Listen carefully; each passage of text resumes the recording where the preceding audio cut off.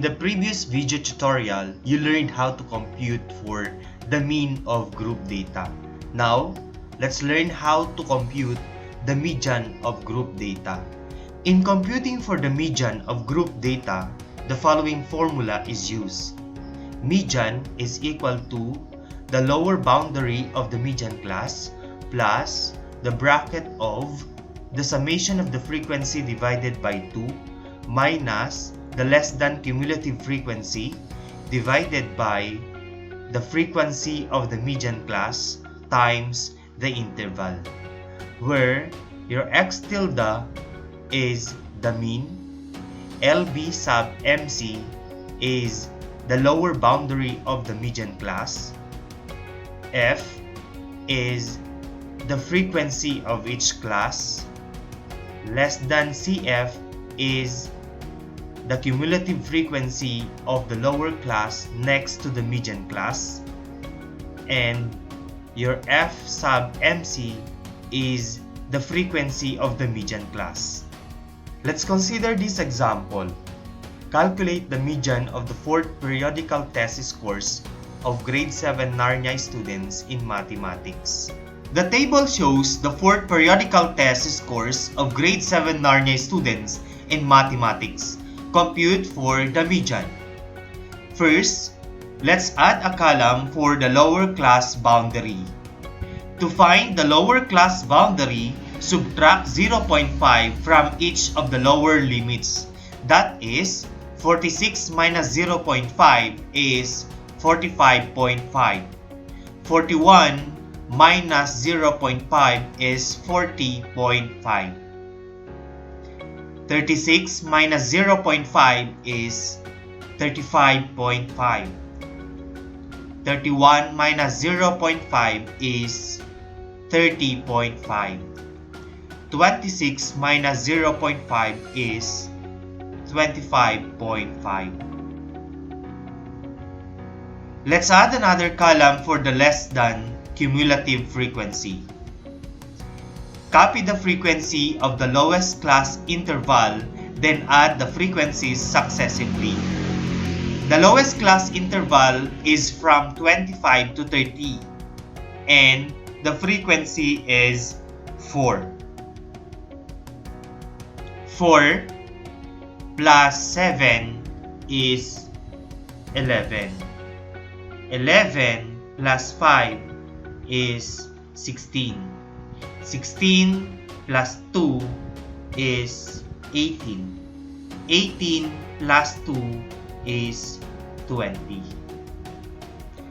To find the class interval, just subtract two consecutive lower limits. That is, 31 minus 26 is equal to 5. Then our class interval is 5. Then find the summation of the frequency. That is 2 plus 2 plus 5 plus 7 plus 4 is equal to 20. Next is determine the median class.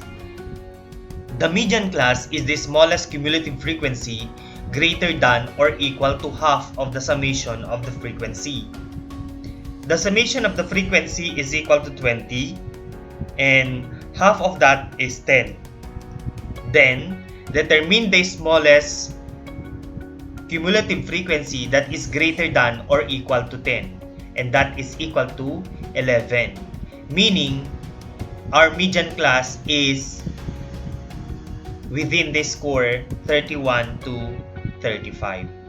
After accomplishing the table, we are now ready to compute for the median using the formula. First, identify what is the value of the summation of the frequency divided by 2. From the table, the value of the summation of the frequency is equal to 20. Substitute it into the formula, that is 20 divided by 2. 20 divided by 2, that is 10. Then, identify the value of less than cumulative frequency. Your less than cumulative frequency is the cumulative frequency of the lower class next to the median class. That is equal to 4. Next is identify the value of the frequency of the median class, which is equal to 7. Then, identify the value of the lower boundary of the median class, which is equal to 30.5. And the class interval from the table is equal to 5. Then substitute those values in the formula. That is equal to the value of the lower class boundary of the median class is 30.5 plus the value of the summation of f divided by 2 is 10 minus the value of less than cumulative frequency is 4 divided by the value of the frequency of the median class, which is equal to 7, times the class interval, which is equal to 5. Simplify it further, that is 30.5 plus 10 minus 4, that is equal to 6 divided by 7 times 5. Simplify 30.5 plus 5 times 6, that is 30, divided by 7, that is equal to 4.29. Simplify it further, 30.5 plus 4.29 is equal to 34.79. Therefore, the median of the fourth periodical test is 34.79.